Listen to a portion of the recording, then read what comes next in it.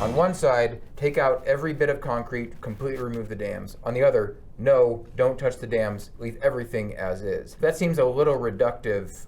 Is that really the only two options and the full range, or is it much broader and there's many more options than just those two extremes? So it's really complex, and that was kind of something that these 10 different panelists at this recent meeting tried to highlight.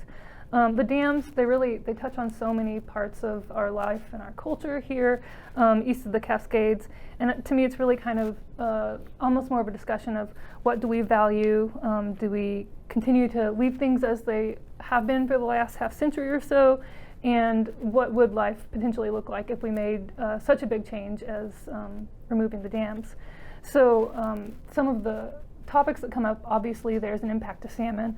People who are really involved in fishing and wanting to save the fish say that removing or altering the dams is really the big way to do it. There's a lot of other things being debated, like, say, transportation. If the dams come out, what does that mean for barging? Lewiston, Idaho is the West's most inland port because of the Snake River dams. So how would inland farmers get wheat to market and overseas? Transportation experts on this recent panel said trucking wheat to the Tri-Cities is just really not feasible. It's too costly. It would leave a lot of emissions in the air. So it could be done by rail, but right now we don't have the infrastructure.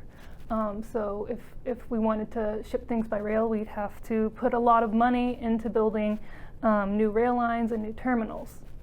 So then there's also things like energy issues that come up. Officials from the Bonneville Power Administration say it's more complicated than just the dams. You have to look at the whole picture. There are coal-fired power plants that are coming offline soon.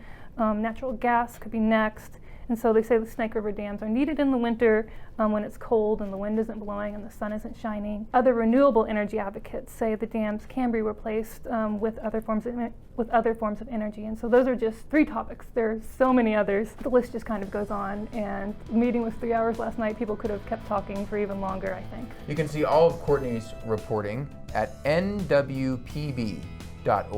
Thank you for joining us here in the unique Northwest.